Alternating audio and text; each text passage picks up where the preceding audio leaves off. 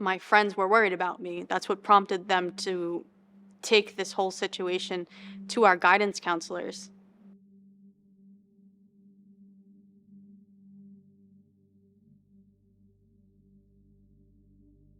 Yeah, so the day started, it was first period, which my friend who told had class with her and had to sit and look her in the face after she just blew up everything.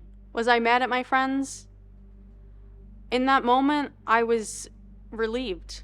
I felt like I had a weight off my shoulder, even though it was just like, how the tsunami pulls the water back before it crashes onto everyone. It was just like that calmness, but then, everything just came crashing down after that point. The time to follow, I think, made me angry that they would do that and not tell me, but then kind of abandon me in a sense, because I was left to deal with all of those emotions, and I felt very alone after everything got out. Don't get me wrong, we were friendly, but they weren't there for me the way I think friends should have been there. I needed people around me. I felt like I was just left to deal with the aftermath by myself. This got out on a Monday. Tuesday I went to school. People suggested don't, but I was nervous. I had regents coming up. I had tests I needed to take. I wasn't thinking about what I was dealing with. I was just focused on, what if I miss something and then I fail a test? Because that's just the way I was conditioned to think, I guess. I went to school the next day. People were pointing, that's her, and just talking and whispering, and as if I wasn't like a human and I wasn't in the room. Like, I felt the stares, I heard the whispers. I don't know if it was my principal or the guidance office, but they wanted me to get a psych eval, and I did not want to be hospitalized. I was terrified. I also didn't feel that was necessary. I wasn't, as much as I would share depressing Tumblr posts, I know that I'm not a danger to myself. I've never self-harmed. I've never put myself in that, space. I wouldn't, I know what I'm capable of, and I know what I wouldn't do.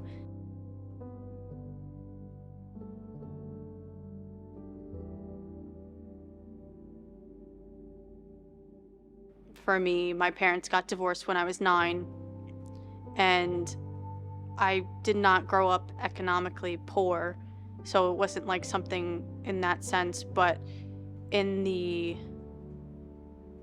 fact that I didn't live in a 2-parent household affected me, which I think visibly showed, and I've expressed, things that bothered me when I was in high school to my teacher about my home life. So maybe that was something that was intriguing. I don't know how it works in their brains, but yeah, my parents separated and got divorced when I was 9, and I bounced back and forth between them for a while before I settled into my dad's place. I didn't have any animosity towards my mom. I still always loved my mom the way I loved her, so I didn't think that was some void I was trying to fill. I didn't know that I was missing anything in that moment. I didn't know that my needs weren't being met in ways that I needed. When this trend came out of exposing your abuser, I rolled with it. It was only natural for me to put my situation out there. And I've gotten various feedback from it. Most of it is just people in that situation. But I chose to blur out her face. I chose not to make it about my school. People wanted me to expose her, but she had her time. I'm not going to open that up again because I want people to know that it happened. It doesn't necessarily mean that someone who has moved on from the situation as well as I have, to be dragged back into what happened. I am expressing myself. I am getting things out on my own terms, and it's cathartic for me. And that is exactly why I'm doing something like this. Because one, I want people to be educated on the different forms of relationships. It's not just male to female, and it's not just the other way around where it's the female teacher with a male student. It happens with same-sex people all the time, whether it's in a church or a school. It happens. And people need to not make a joke out of it or call all gay people pedophiles, because that's not the case. But it does happen. It does happen. Don't touch it. So popular. Look at me. Paid me to write that. Stop. Don't Real ruin the fast. stage. Look, I don't miss that. Miss that. No one. It was her boyfriend. You know, most teachers just write best wishes, but this is a whole novel here. And it's chock full of inside jokes, if you will. Dear Alexa, wow, even this yearbook signing is awkward turtles, LOL. I hope that you keep updating your YouTube videos over the summer, otherwise I might forget what you look like or what you sound like. Have a safe summer, don't talk to strangers, always hold someone's hand when crossing the street, and don't drink and drive. ... FaceTime. I hope that punch didn't leave a permanent scar. Rock the poof in next year's yearbook, and always ride the PNS wave. ... That's what ... Have a sweet 16. Respectfully. Signed, her website. One class that I was actually in her class, she was teaching, and I had said some smart remark, I guess, and she was like walking past me while she was teaching, and she punched me in the arm, and her engagement ring left like a scar, like a bruise and like a dent in my arm. And I guess she thought it'd be funny to bring it up again, and keep it forever in my yearbook so I never forget it.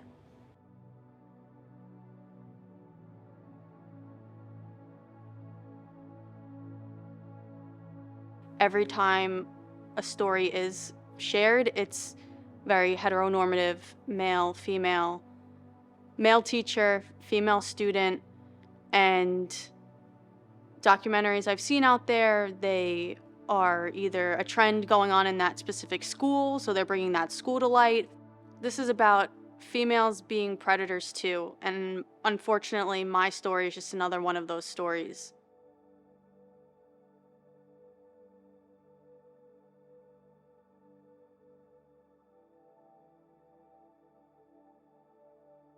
I just feel like every piece of this neighborhood is a reminder of what happened.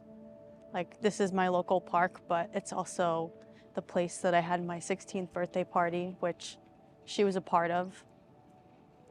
I mean, I don't know if she felt weird coming to a 16th birthday party when she was the only, like, faculty member invited. But she came, she brought her daughter, she met my family, and that was that.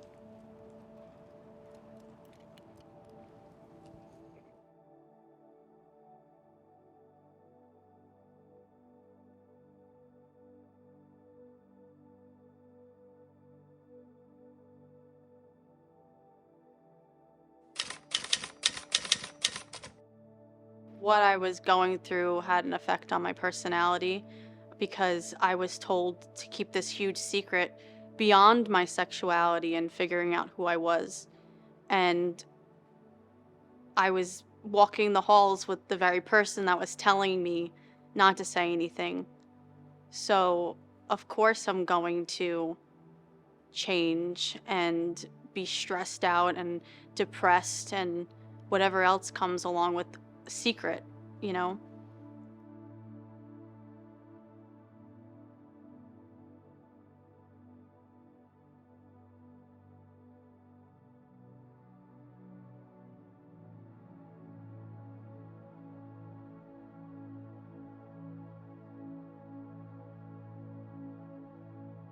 I don't know if it was the DA's office or my school, but I had to go to the gynecologist to get an exam done to make sure that I was not a virgin anymore. So I went and it was confirmed, but I think my gynecologist was a little confused as to why I was there, because she made a comment where it was like just fingers, as if the object matters that was inserted inside of me. It just makes me believe that if it's not a penis, if it's not, a male figure, then it's not taken as seriously, because then I can't get pregnant. It shouldn't matter what is being used. The problem is that I was violated. Once I wasn't in our class anymore, yeah, we were texting, and then she asked me to start babysitting her daughter so her and her fiance could go out. Her fiance was another woman who worked at another Catholic school and was involved in the same scandal with female students. But that got out a month before what happened with me, and she was just given like severance, hush-hush money, leave, never talk about it again. According to a chart featured on the Innocent Lives Foundation website, titled What Offenders Tell Us, at the top of the strategies list is babysitting, teaching, and tutoring, all which were used as a method in getting closer to me. I babysat her child a few times, and then things shifted in the wintertime. She was going out with her friends, and she was texting me as she was getting ready. It was a weekend, and she had texted me a picture of her outfit, but it was just like her chest area and like a cami tank top.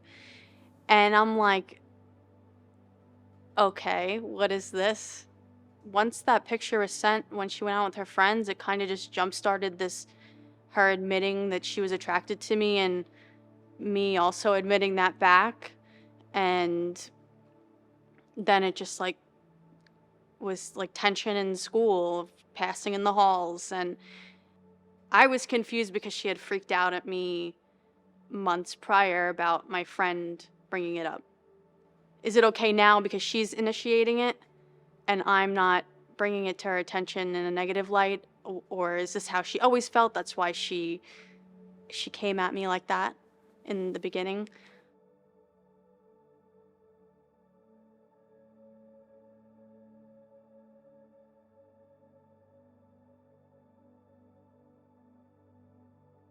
February rolls around and it was her birthday. She used to tutor a boy around the block from my house, so she was always in my neighborhood. And she had texted me on her birthday and she said, "Can I come steal a kiss?" I was like internally freaking out because, one, I've never kissed a girl before, let alone a woman. And two, she was my teacher. I snuck out of my house, as I did for every other encounter. It happened, and I remember going inside of my house and just like my heart was racing. It created a big issue at home because my dad started picking up on me disappearing. When we first met, it was across the street from my house, and she just pulled up the block and we were in her car. But as time went on, I would walk down the block and around the corner, and she would park on a side street, and that's where we would spend our time together. After she would tutor that boy in the neighborhood, she would come back down past my house and tell me to come outside. I was like a puppy dog. She said, sit, and I did. She said, come running, and I came running. She told me to steal an anatomy textbook from the lab, and I stole an anatomy textbook from the lab. When all of this was happening, I started getting bad anxiety where I would wake up every morning at 5 a.m. sick to my stomach. I was losing weight. I was just like, my eye was twitching all the time. The blood vessels in my eyes were so weak from all of that. I was turning into a different person. I was very quiet to myself, which is odd because most of the time I'm loud and don't shut up. Left, right, left, right, hey, hey. Here I am, once again. Something else to say. I'm not the same person I was the last time I walked down this street. It's just weird to be back. So there was one week where I didn't have a ride to school and I asked her to take me, and she had her daughter going to the elementary school. Every day we would both get dropped off right there and I'd have to walk to class.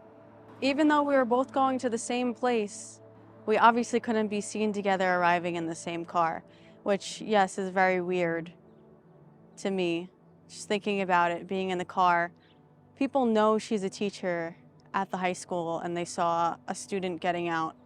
It was to the point where teachers in all departments, they would say, Alexa, what's wrong? Like, why are you so sad? Like, my English teacher called me her dark rain cloud. Who calls a student a dark rain cloud? She did. But I was just not myself, and I would just, yes people to death, say I'm okay. And something, for me, I wonder if it made sense to them once everything came out. There was only one instance of a teacher coming up to me directly and telling me how brave I am for continuing to come to school and put on a brave face for everyone. They knew something was up. They just didn't pry enough to find out what it was, and eventually I think they figured out what was bothering me. Yeah, I was friends with the underclassmen, and when all of this got out, whether it was the guidance counselors or teachers themselves, they were talking to each class to try and educate them on what was going on. Not too much information, but just to settle all of the chatter, I guess. And one of my friends said that our theology teacher, who I've had for multiple years, told her class that I needed psychiatric help, which was beyond inappropriate.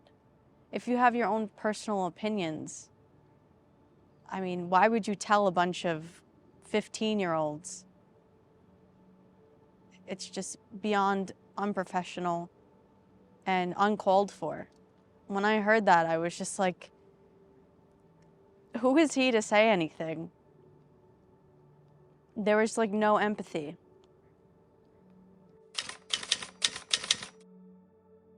I mean, I've watched content where teachers are with students and it's always glorified. In a adult film world and stuff like that, it's like desired, it's to be desired, it's something to achieve. So it was like conflicting emotions. It was like, does this feel right or is this wrong? Does this feel good or does this feel bad? It was just a constant battle in my brain of not knowing what to feel or not knowing what I'm feeling. This may sound crazy, but I think my biggest challenge in all of this is trying to tell my story in a serious manner. I tend to always resort to coping with humor. And some people think just because you have a smile on your face that you're not hurting inside. How could you possibly be traumatized if you're smiling and if you're happy? But some of the brightest lights and some of the funniest people are the ones who are hurting the most inside.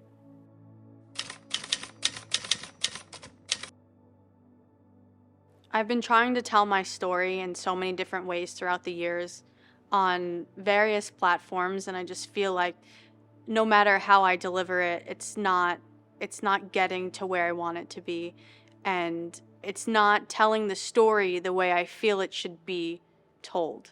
I feel like this is such a big issue And so many people are in this situation or affected by abuse of power, and even more specifically with female predators. If this could get out to the right people and for more people to see, don't get me wrong, I'm a feminist, but to be a feminist is to recognize that, you know, your own kind aren't perfect either. It would be blind for you to try and just protect women in these situations. People can ask, why do I have all this footage? But I've been posting videos since 2006. I've always created content. So I've carried around portable cameras with me everywhere I've gone before camera phones.